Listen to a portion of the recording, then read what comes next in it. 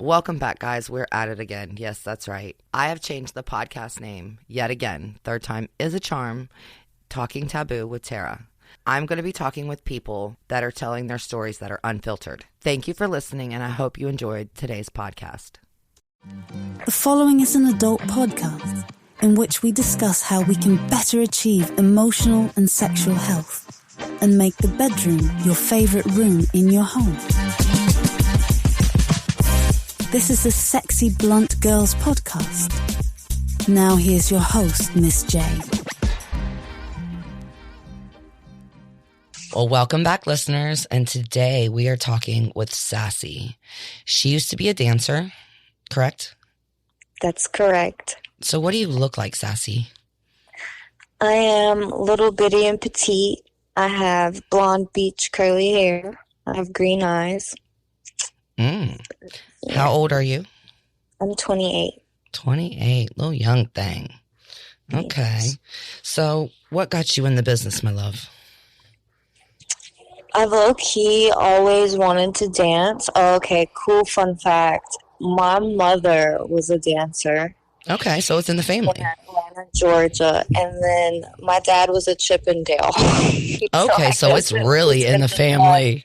Yeah, now Mom did not want me to walk that life at all. She worked very hard to keep me out of it. But I just always wanted to do. I remember playing at recess and spinning down a little fire pole and being like, I'm going to be a stripper one day. And I did it. Not only that, I had children very young.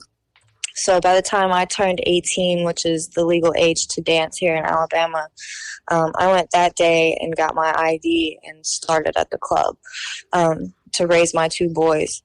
We weren't living very well on my baby daddy's paycheck, so I decided to go out there and get it myself. Right. Just like every woman has to. I mean, it is what it is. So, where did you start working at? And how, you said 18. Okay. What was the first place you started working at? It was a little shithole in Alabama. Do I have to say the place? No. Okay, cool. A hole in the wall. That'll work. Yeah. Yes. So you were at a hole in the wall in Alabama. What kind of stories do you have for me? Because I know there's some pretty I have lots of stories. perverts out there. Were you approached to have sex with men? Oh, definitely, yes. And I remember when I first started, it was very, disgusting to me. I was, appalled by it almost. And, I think this happened a lot over the years of me being just in the locker room, period, and, becoming a veteran dancer, is everyone starts and you have so many, rules and boundaries. And you're like, I would never do that. I would never put a price on myself.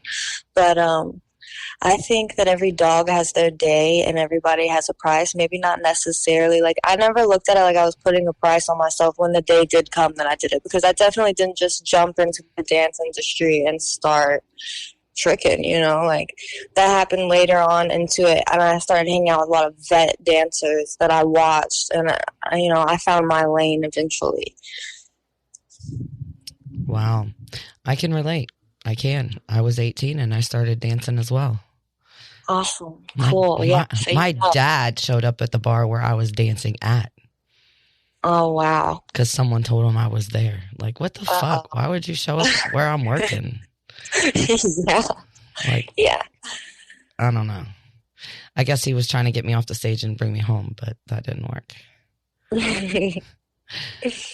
So how many years did you dance for? From 18 until I was 26. Okay, so you just recently stopped. I did, and it's taken a lot of adapting. Has it? How has it changed? Well, let's get back. Let's start back. Okay, so you first started dancing. I started escorting, let's see, my dollar. You asked my amount. Let's see, I had certain people that I would do it with, and the price would vary depending on their bank account, but bottom dollar was $1,000 for 4 hours. Damn, okay.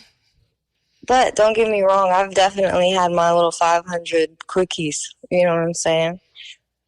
Right. Damn. Again. Okay, got me beat. All right. I mean, I had my moment when I was 18 and I got tired of dancing because I didn't like dancing. It's like you had to sit there and talk to these men and get them to buy you drinks and da da da da da. And where I worked at, they didn't have back rooms. They didn't have private rooms. So it was all on stage or sitting next to the guy or whatnot. So it was harder to get money out of these guys, I thought. Yeah. And I was 18 and I did not want to go back home because it was an abusive place where I was. So I did what I had to do as well. I started escorting. I went and got a madam. I started working for an agency and had a madam. Nice. And they would charge, it was $100 door entry. And then when you got up to the room, you got to base your own prices on your own thing. And when I first got there, they handed me a towel and a washcloth and told me to go upstairs. I had no fucking idea what to do. Where was this at? In Ohio. We'll just leave it at that. Ohio. Okay. Yeah, in Ohio. That's no longer around. And I mean, I knew what I was supposed to do, but you know, just giving you a towel and a washcloth and send you on your way, I don't know. It was weird. Yeah. Was your first experience really weird too? Yeah, my first experience was really weird. Well, actually, my first experience was kind of okay. Now, my first experience of making money was actually, I played this guy out of it, and it was my first week of dancing. So I started dancing, and I remember I made $500 my first night, and that was great to me. You know, like I just went from waiting 2 weeks on his paycheck for it to be maybe $1,000 to I just made $500 in a night, you know.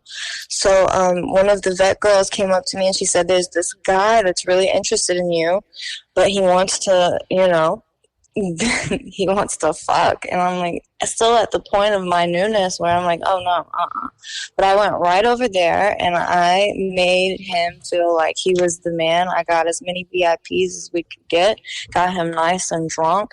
And I told him that if he paid me $1,000 and her $1,000 that we would go get dressed and he'd give us another $1,000 at the hotel room. Well, honey, when he gave us that first $1,000, we went directly out the back door. I had already called my baby daddy and had the car waiting. And I just took that first $1,000. But I want you to know that like a year or two later, the same cat walks in and I did the same damn thing to him. Are you serious? Yes. I mean, it was like he knew that that's what was going to happen. I know he did. I mean, some men just like to be taken advantage of. Yeah. Some those of are the them. fun ones. I'm not going to lie to you. I appreciated those days. Yeah. And then the easy ones where you walk in the room and it's only an inch or two and they stick it in and it's like a hot dog and it just explodes. Hilarious. Yeah. It don't get no easier than that, I thought. I was young and dumb, man. You know, needed the money. I needed to survive. I didn't have any kids though. I was doing it just to live. I wasn't on drugs or nothing. I just needed to live. So what kind of that part started happening for me? Like it became legit because I did dance. Now, you know, doing a little extra in the back, okay, but I wasn't actually escorting until my last 2 years of dancing. And I had an extremely high-end sugar daddy who was Russian and highly involved in some Ukrainian shit prior to that happening, which was nerve-wracking. And on top of that, he was a pilot, always trying to get me to go on the plane, and something just always told me not to. I was like, I just don't. He had too much money, older guy, very powerful essence about him, you know? So getting on the plane just did not seem like a good idea. That motherfucker gonna make you disappear and you not come back. Yes, ma'am. Now, I have a 4-year-old now. Uh-huh. And after I had him, because I am petite, like right now, soaking wet, I weigh 106. And that's how it's been my whole life, unless I'm with child or just post-child. I get thick in all the right places, okay? And this third baby, I loved my body, couldn't wait to get back to the club, and that is actually how I reeled in this sugar daddy that I'm telling you about. John is what I call him too, a John, you know. And that was Correct. the most fun experience I had, and that's where I really started considering, like, and accepting that I was an escort at that point, you know, and didn't Right. have any motherfucking shame in it at all. Right. Would probably do it again. And I charged him because he was nerve-wracking. And you have to be careful on how you word things in the club. Obviously, you don't want to go to jail for prostitution. This is something that cops are always doing in the clubs, is they're lurking and trying to pop you, you know. So I critiqued my craft when the duty was being done. And I want you to know that I was like a shark, okay? Not just anybody. Yes, I've had my dark, lonely nights of trying to pull rent off, but I probably don't remember those stories to tell you because the bitch probably had to get drunk as fuck, okay? But the ones I do remember and that I want to talk to you about are right here. Mm-hmm.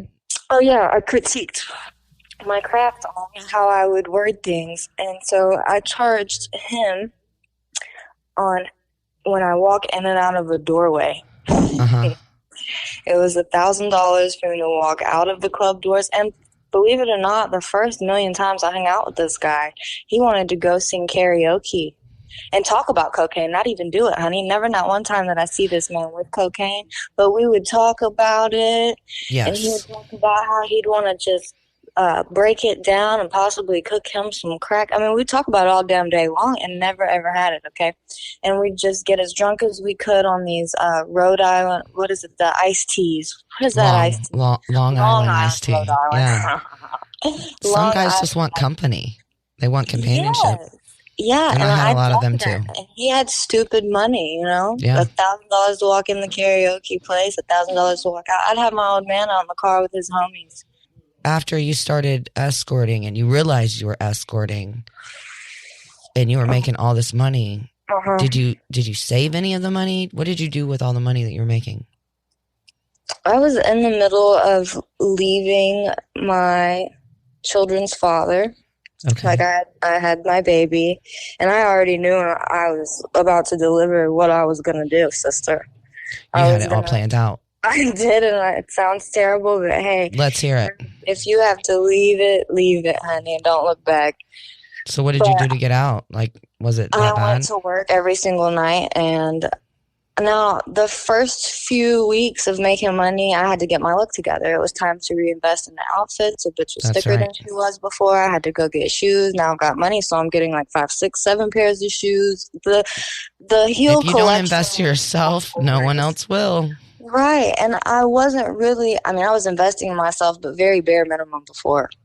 Like, my wardrobe was work clothes, like club clothes, and then I wore, like, sweatpants in there. Outside there, you would have never known I did what I did, you know what I'm saying? But now, a bitch is popping out, I'm thick, I got ass, I've got money, and you could tell. I shopped a lot. And did I save like I should have? No, because like I tell all these little, I'm young, I know, but there's upcoming girls that want to dance, and it's very exciting. I tell them all the same thing.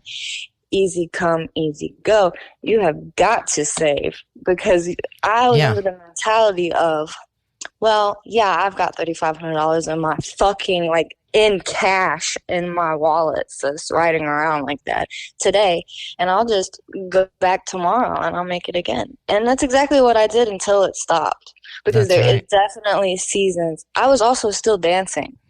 I would see the sugar daddy once, twice a month, because he was gone a lot. Sometimes I wouldn't see him for months at a time, and a bitch still had to live. But with the ass, I could really just go get on stage, and I was making good money still, you know?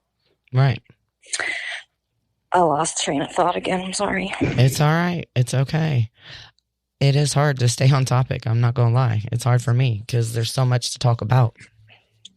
Yeah. You just got out of the business, what, 2 years ago? It's been like 3 years now. Okay, 3 years. What made you get out?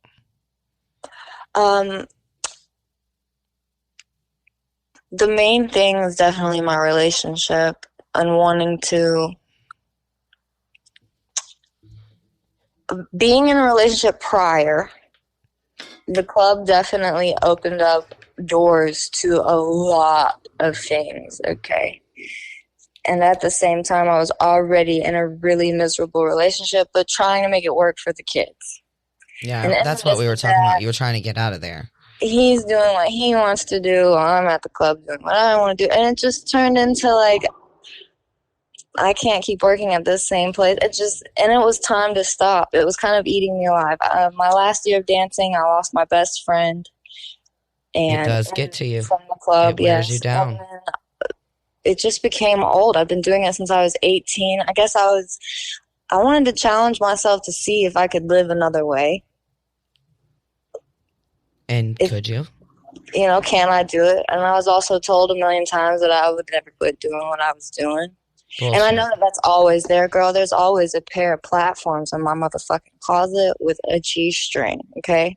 That's always... there's so many other outlets out there now because of the internet. Yes. I mean, you don't even have to touch nobody anymore. You can get on OnlyFans and make tons of money. Yeah, fuck that. You know, like, that's such an old school way of doing it. But hey, it made me a savage in many ways. Yes, it did. It teaches you. It makes you grow up. It makes you grow up. And you can analyze people very easily. You can also talk to almost any walk of life. It doesn't matter who. So there is a lot of perks. I definitely feel like I raised myself in that place. Well, and some people don't make it out.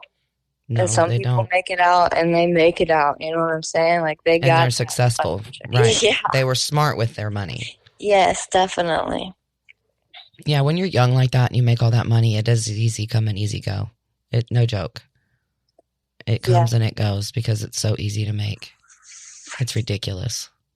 Like it goes through your hand like water, and you spend it as quick as you get it. I realized a lot of people are just around me for the money. Yep. And I'm a really giving person. Yep. So I'm like throwing around. Like I said, I thought I'd go back to work and make it again. So it's fine. Do you need something? Do you need something? Do you need something? Yeah. And the more money you make, the more you spend. You stop making money in any way. A lot of people leave. If not everybody. Really find out who your true friends are. Yes, definitely. Yeah. And the last two that were standing was me and my old man now. And so I felt like I made the right decision. We've grown a lot together because he had to put the streets down also, you know, and change who he was. He was probably in the booty clubs throwing money at dancers while I'm in there dancing. We had to change the crap. Now, don't get me wrong. I am still down to go to the booty club. I'm not a hating ass bitch. I support all strippers. I support all escorts. Anybody and everybody that's trying to make a way, I support it. And all single mothers. And the mothers that have to work with the old man at home. Right? I get you, girl. I get you. I am a supporter of all women as well. I uplift and get their stories out there. And that's what I'm trying to do is get every woman's story out there. So you have become a better person because of what you've went through in your life. And you've learned a lot of lessons. Let me hear some of the lessons you've learned. Money definitely isn't everything, but as equal to that, it is definitely significant. So as much as I've learned to live without the industry, I still want the same amount of money, and I'm trying to figure that out at the moment. You're trying to figure out how to make it? Yes, the same amount, just without doing that. Which I know there's OnlyFans and everything like that, but see, I'm nervous in front of the camera. I don't know why. I've been in music videos and shit, but that's not the lane for me. Is that not where it's time to grow up and do something else. Is that what you're saying? Exactly, yes. I new get what you're saying. Entrepreneurship. Yes. That's why I started my podcast. I mean, don't get me wrong. I quit in my 20s and I'm in my 40s now, and I raised my kids in my 30s, and I've started this podcast like 3 years ago, and this is my main goal. This is my everything. This is my baby now. Like, my kids are teenagers. They're off doing their own shit. So it's time for mommy to do mommy. So, and get my story out there. This is the first time I've ever told anybody that I was an escort. Oh, well, cool. I appreciate that. Yeah, I shared a part of myself that I have not shared on this platform yet. So, I mean, each time you listen to my podcast, you will find a little bit of piece of me in each one. I do tell a story of myself. some way, some shape or form. You just got to look for the little eggs. Okay, yes. I love it. Thank you. So you learned how to manage money, let's say that. Is that what you learned? You learned how to manage money better? Yes, definitely. You learned how to read people? Uh-huh. Oh, yeah. And you learned how to conversate with any blow-joe out there? Yeah. Me Literally. too.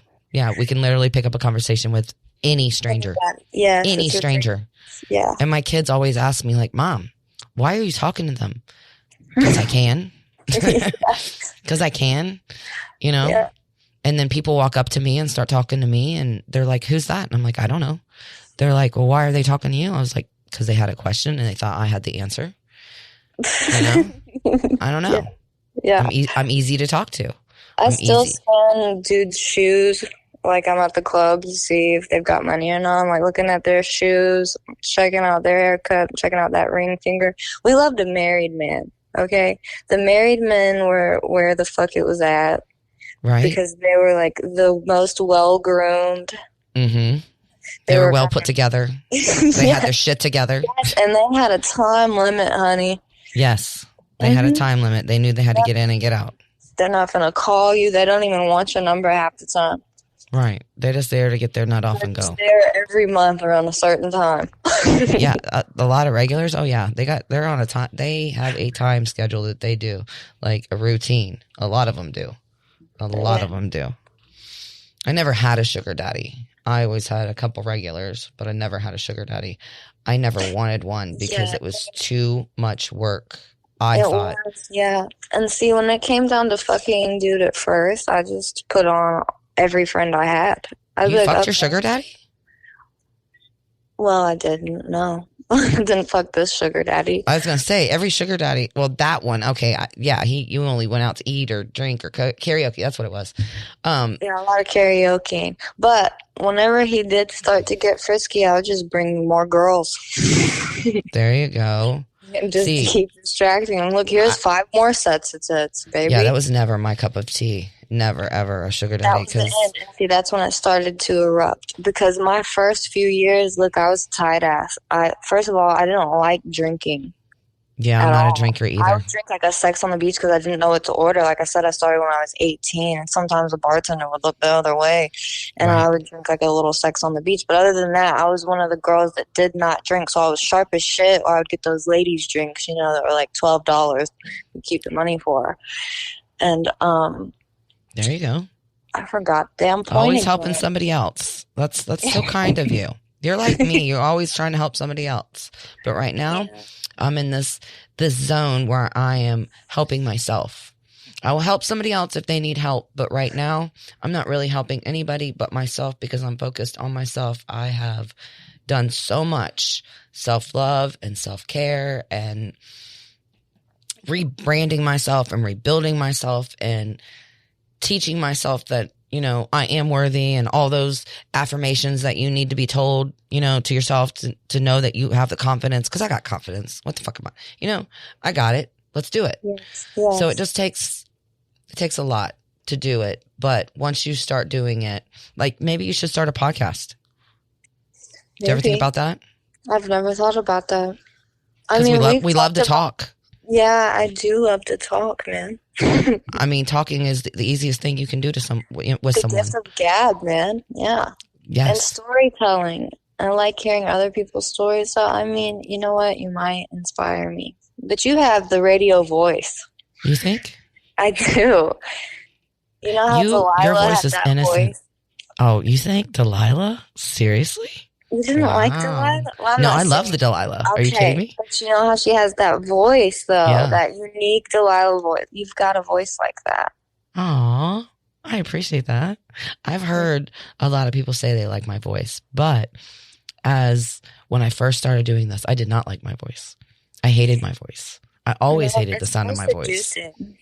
And then I used to do phone sex. I started getting compliments and them telling me, you sound very seductive. You sound very sexy. You sound, it just goes on. And I appreciate the compliments. I really do. And that's what gave me the courage to go ahead and do this shit. Like, I'm doing it. Like, There's no stopping me. There's no looking back. Do it, girl. I saw you doing your thing at that show. It's really admirable. Thank you so much. All right, guys, that's all we have for today. Stay tuned for the next episode. And don't forget, stay sexy, stay confident, and take care of your motherfucking shit. Let's go. Until next time, guys. Thanks for listening to the Sexy Blunt Girls podcast. Please subscribe to us on your favorite platform so you can be notified when all of our new episodes drop.